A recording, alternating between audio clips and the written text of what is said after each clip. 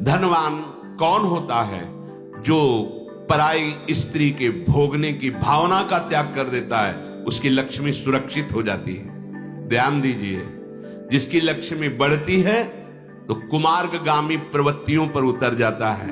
शराब पीना, व्यभिचार करना, पैसा है ना, खरीद लेंगे, खरीद लीजिए। आपकी दुर्गति भी उसी में आ रही है फलस्वरूप से, उसको तुम नहीं देख पा रहे हो। ये कानून है, ये वैदिक कानून है, ये जो अपना लौकिक कानून है, दोनों आपको दंड देंगे। ऐसी जगह फंसोगे जहां तुम्हारा कोई दोष नहीं होगा, कि तुम चिल्ला चिल्ला के कसम खा के कहोगे कि हमसे कोई गलती नहीं हुई, लेकिन ये वो गलती जिसे कोई जाना नहीं, उसका फल मिला है आपको। भागवतिक कानून में एक सेकंड का भी हिसाब कभी चूक नहीं होती। आज आपसे गलती नहीं हो रही, आप कसम खा के कह सकते हो कि मैंने ये नहीं किया, लेकिन जो परिणाम आया है वो उसका आया है जिसको ना इस राज कानून ने जाना और न वैदिक कानून ने दंड दिया। अब उसका दंड आया है। आपका एकांतिक पाप आपको जला के दंड दे के ही रहेगा। वो बहुत बलवान है। अवश्य में भोक्तव्यम कृतम कर्म शुभात्म। जो काम भावना से दूसरी माताओं बहनों की तरफ भोग दृष्टि से देखता है, वो अर्थवान भी हो, धनी भी हो गया हो पुण्य बल से, तो उसका पतन हो जाएगा, वो दुर्गति को प्राप्त होगा। सुखी वही है जो लोभ का त्याग करके धर्म पूर्वक धन कमाता है, वही धन उसको सुख प्रदान करता है। महाराज युधिष्ठिर ने उत्तर दिया, जो पुरुष कहीं कभी किसी से ऋण नहीं लेता, जो पुरुष धन के लिए अपनी मातृभूमि का त्याग नहीं करता, वो भले ही 2-4 दिन भूखा रहता हो, पर वो एक दिन परम सुखी हो जाएगा। बड़ी भी शास्त्र पद्धतियां है। यहां धन के लिए अपने धर्म को छोड़ देना, अपनी देश की मर्यादा को छोड़ देना, अपनी परंपरा को छोड़ देना सहज हो गया है। क्या कह रहे हैं? भूखा रहना पड़े और अपनी मातृभूमि में, अपने धर्म में किसी का ऋण लेके दूध नहीं पीना। ये भारत भूमि शास्त्रों में बहुत महान, जहां गंगा बह रही, यमुना बह रही, भगवान के ऐसे पावन अवतार, भगवान की ऐसी दिव्य, ये बड़ी महान भारत भूमि है। इसमें जन्म होना बड़े सुकृतों का फल। और हम लोग सुकृतों का फल मानते हैं उनको कि जो शरीर पोषण में, शरीर भोगों में, तो समझते हो बड़े भाग्यशाली, कितना बढ़िया भोग भोग रहे हैं। और जो देवता लोग भोगों के स्वामी हैं, वो भारत भूमि में मनुष्य योनि में आकर भजन करके भगवत प्राप्ति करने के लिए ललचाते रहते हैं। अपने को अवसर मिला, अपने ललचाते हैं भोगों के लिए। ये सर्वाश्चर्यमय बात क्या है? अरे बोले रोज देख रहे कि वो मरा, और पर वो ये नहीं सोच पा रहे कि मैं भी मरूंगा। भरोसा क्षण का नहीं, संकल्प विकल्प वर्षों के। वो समझते हैं मैं अजर अमर हूं, यही सबसे बड़े आश्चर्य की बात है। दूसरे को फूंक के आ रहे हो, ये नहीं समझ रहे यही दशा मेरी भी होने वाली है, तो भजन कर ले, सत्य चिंतन कर ले, दूसरों को सुख पहुंचा ले। नहीं, यही आश्चर्य की बात है, यही वार्ता है। वार्ता क्या है? यही वार्ता है। सबसे बड़ी वार्ता यह है कि हमारा जन्म हुआ भगवत प्राप्ति के लिए।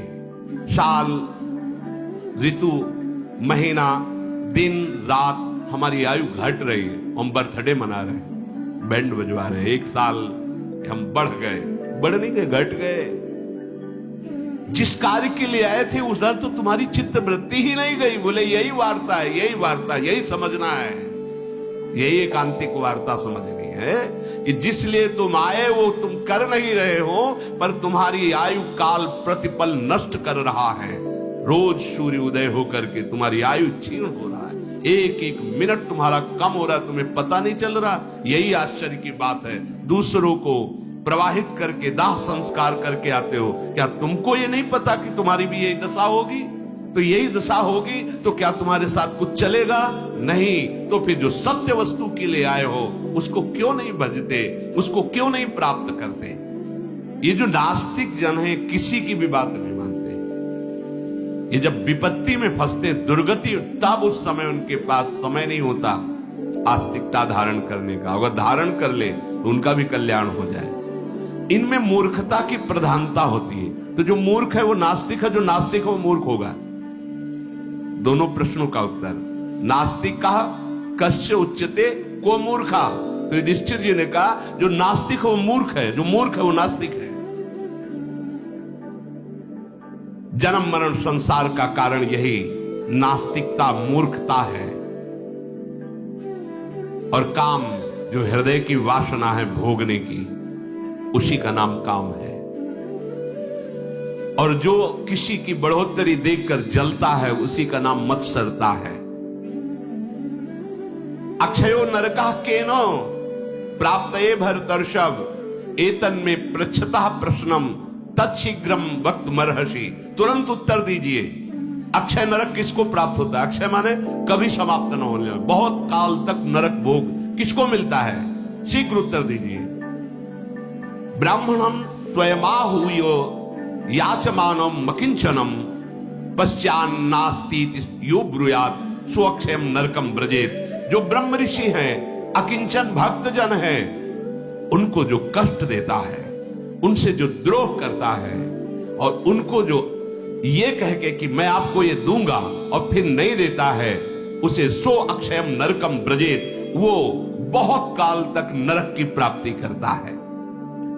जो वेदज्ञ हैं, धर्म शास्त्र के ज्ञाता हैं, ब्रह्म ऋषि हैं, जो दैवी शक्ति से संपन्न हैं, उन पर जो मिथ्या बुद्धि का आरोप करता है, वो अक्षय नरक को प्राप्त होता है। जिनके पास धन है और लोभवश वो प्राप्त सेवा का त्याग कर देते हैं। प्राप्त सेवा, देखा कोई तड़प रहा है, आवश्यकता है कि जो हमारे पास है उसको लगाकर इसको सुखी करें। जो मांगने वाले को ना, इस पे ध्यान देना है। कई बार इस पर चर्चा हुई। अतिथि धर्म गृहस्थ का सबसे बड़ा धर्म है। उसमें होता है जो तुम्हारे दरवाजे आ गया है, कोई परिचय नहीं जानते आप, उसे अतिथि, बिना किसी तिथि तारीख के। जो तिथि तारीख दे करके आते हैं उनको अभ्यागत कहते हैं। जो बिना किसी परिचय के, बिना किसी तिथि तारीख के अचानक आ जाते हैं, जिनसे कोई परिचय, उसे अतिथि कहते हैं। उसे भगवत स्वरूप माना गया। अतिथि देवो भव। अब क्या करें? वो आए तो सबसे पहला काम आपका होना चाहिए, दरवाजा बंद है बंद रखिए। कलयुग का विधान, बंद है बंद रखिए। हाँ, राधे श्याम, राधे, जो भी भगवान नाम, कैसे आगमन हुआ? नहीं, हम कुछ मांगने आए हैं आपसे। जल पिएंगे आप? नहीं नहीं। भोजन पाएंगे आप? नहीं। हमें यज्ञ करना है, अमुक रुपया चाहिए, सामर्थ्य नहीं। प्रणाम, हो गया, कोई अपराध नहीं लगेगा आपको। समझ रहे ना? आपने वचन का आदर दिया, आपने उनको जल भोजन के लिए पूछा, इसके बाद की जो वार्ता है उस पे आप पूर्ण स्वतंत्र हैं, हां और ना कहने में। आपको लग रहा है कि दे देना चाहिए, दे दीजिए। आपको लग रहा है कि नहीं देना चाहिए, मत दीजिए। बस इतना तो दे सकते हैं ना। बैठिए, जल पीजिए, भोजन पा लीजिए। आपको लगता है कि हमारे हृदयस्थ गुरु ऐसा प्रेरित कर रहे हैं कि अंदर आना ठीक नहीं है, बिल्कुल कोई जरूरत नहीं। गेट पर आए हुए तो दरवाजे के अंदर से ही आप बात कर लीजिए। नहीं, हमारी सामर्थ्य नहीं, राधे राधे, खत्म, कोई अपराध नहीं। ऐसा नहीं कि वो जो सत्य पे चलता है वो कभी ऐसा कह ही नहीं सकता कि नहीं दोगे तो हम ऐसा कर देंगे, ऐसा वो कह ही नहीं सकता। जो सत्य पे चलता है, सही पूछो, उसको ऐसे करने की जरूरत ही नहीं होती। सत्य उसका पोषण स्वयं करता है। धर्मो रक्षति रक्षिता। पर आपका धर्म अतिथि धर्म है। अगर कभी ऐसा है तो ये तीन बातें सबको देनी चाहिए। प्रिय भाषण, भले वो पापात्मा है, भले वो कपटी है, लेकिन आपके पास अतिथि रूप में आया है। राधे राधे, बोलिए जी, पानी पिएंगे आप? भोजन पाएंगे आप? नहीं, बस हमारी श्रद्धा इतनी है, हम आगे नहीं कर सकते। राधे श्याम। फिर दोबारा बोलने की भी जरूरत नहीं, आप चले जाएं, कोई परेशानी नहीं। पर इतना तो बोल देना, मृदु भाषण, राधे राधे।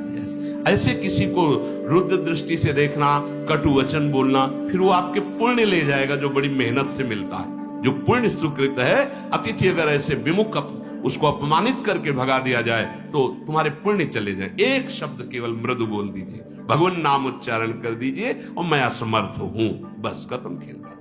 अगर आपको लगता है तो कीजिए, नहीं लगता है तो मत अंदर आने दीजिए, मत कुछ दीजिए, पर मृदु भाषण कर दीजिए। अगर वो कहते हैं हाँ मुझे भूख लगी, तो 4 रोटी की व्यवस्था करके उनको दे दीजिए। आप गृहस्थ हैं, बाहर से ही दे दीजिए, अंदर बुलाने की जरूरत नहीं है। प्रयत्न पूर्वक आचरण की सुरक्षा करनी चाहिए। जब काशी में हमको एक संत लेवा गए, जज स्वामी थे, जो पहले जज थे, बहुत ही विद्वान, वयोवृद्ध, ज्ञानवृद्ध, तो ऐसे एकदम वो उनकी अलौकिक स्थिति थी, वैसे कस के पकड़ा। जो संत जन थे उनका तो डरना नहीं, उनकी कोई भी चेष्टा हो सकती है, तो ऐसे पकड़ा और अंग्रेजी से कहा, वो मैं शब्द याद नहीं, उसका अर्थ ये है कि हमारे देश में चरित्र पूजा जाता है, तो गुड कैरेक्टर ऐसे है, हाँ ऐसे तो कहा गुड कैरेक्टर। और अंग्रेजी में कहा था जिसका चरित्र नष्ट हो गया वो पूरा नष्ट हो गया। वो अंग्रेजी में बताए थे, वो हिंदी में फिर संत भगवान हमें बताए थे, हमें ज्यादा अंग्रेजी तो आती नहीं, तो बताया था कि चरित्र ही हमारे यहाँ पूजा जाता है, और जिसका चरित्र बिगड़ गया वो उसका जीवन नष्ट हो गया, जिसका चरित्र अच्छा वही अच्छा। आचरण देखो यहां भी कह रहे, इसलिए आचरण, आपको शास्त्रों का ज्ञान है आप बहुत, लेकिन आपके आचरण ही नहीं, वो कोई आचरण की सुरक्षा करनी, अपने आचरण को संभालना चाहिए। विशेष रूप से दृष्टि आचरण पर रखनी चाहिए। जिसका आचरण सदाचार है वही ब्राह्मणत्व से युक्त हो जाता है, जिसका आचार नष्ट हो गया वो सर्व नष्ट हो गया। देखो अगला श्लोक बहुत, पाठकाः पाठकाश्चैव ये चान्ये शास्त्र चिंतकाः सर्वे वैष्णो मूर्खा या क्रियावान स्वपंडितः चतुर्वेदोपि दुर्वृत्तः शास्त्रोद्रा दतिरिच्यते योगनिहोत्र परोदान्तः सब ब्राह्मणा स्मृतः। बहुत पढ़ने वाला है, बहुत पढ़ाने वाला, शास्त्रों का पूरा ज्ञान रखता है, पर आचरणहीन है, तो कह रहे वो मूर्ख है, उसमें ब्राह्मणत्व तो नहीं है, वो पंडित नहीं है। बड़ी खास बात है, बड़ी खास बात। आचरण, हमारे शास्त्र आचरण पे, आचरण ठीक है तो सब ठीक है, आचरण गया तो चाहे जो व्याख्या करते हो, चाहे जितना जैसा, तो काम की बात नहीं। चतुर्वेदोपि दुर्वृत्तः, चारों वेदों का पढ़ा हुआ है, कंठस्थ चारों वेद, पर दुर्वृत्तः, जो उसकी वृत्ति है वो दुराचारी है, तो बोले वो अधमता में शूद्र से भी नीच है।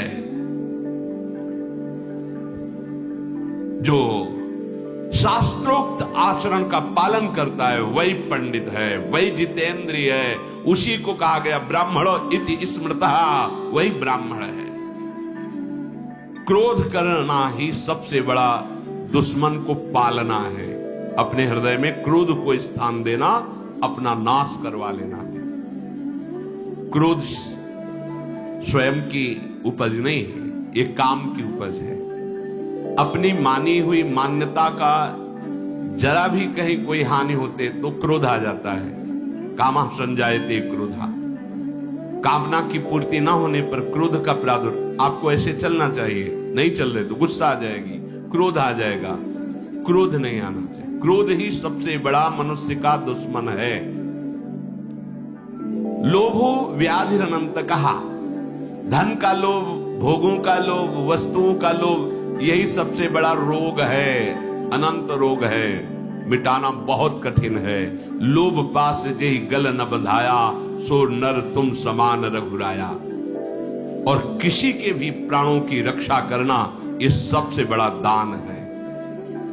आप 10-5 हजार रुपए दान कर दिए और पशु पक्षियों को रांध करके खाते तो आपका दुर्गति होना निश्चित है। ये दानवान तुम्हें कुछ नहीं संभाल पाएगा।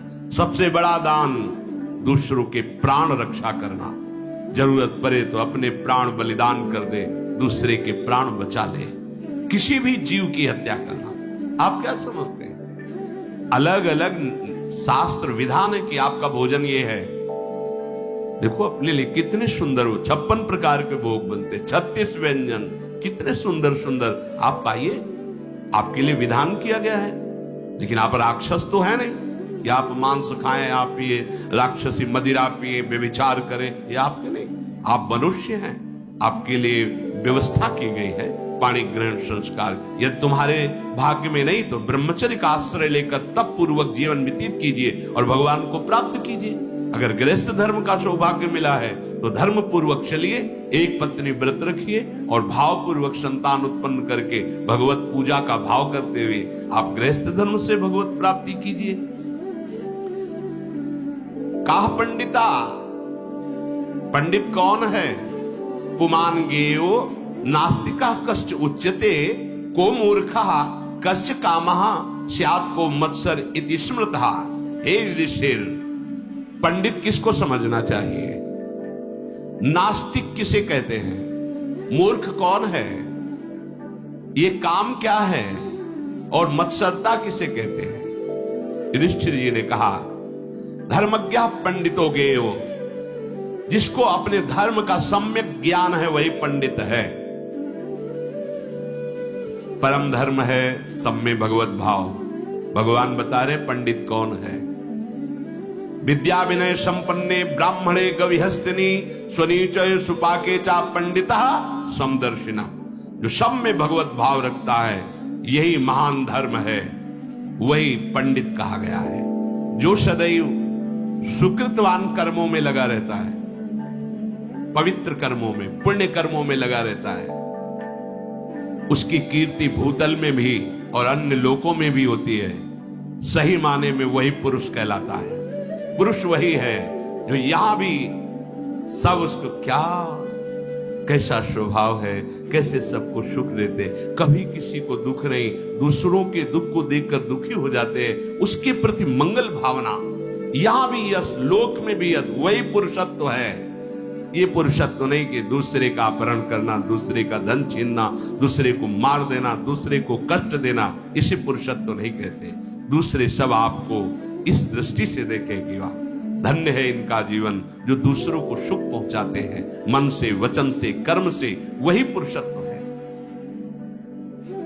यहां जिस पुरुष की निंदा होती है वो चाहे जितना सुकृतवान रहा हो उसको नरक भोगना पड़ता है। चाहे जितनी गलती हो गई हो और परोपकार के कारण लोग उसे प्राणों से भी अधिक प्यार करते हैं, उसके प्रति सद्भावना रखते हैं, तो नारकी गतियों का निर्णय होने पर भी उसे अच्छी गतियों में भेजा जाता है। वो मरा 4 लोग बैठ के विषाद कर रहे हैं कि ऐसे लोग तो बहुत कम होते हैं, जैसे ये थे।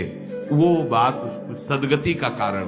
इसीलिए जो धर्मात्मा पुरुष शास्त्र के रहस्य को जानते हैं वो आचरण पर ध्यान देते हैं। हमारे कोई ऐसे आचरण न बन जाए जिससे 4 लोगों का मन दुखी हो जाए। वो हमारे प्रति ऐसे वचन निकाले कि कितना बुरा इंसान है, देखो कितना कष्ट दे रहा है समाज को। ऐसा वो कुबेर से भी बड़ा धनी है। कौन?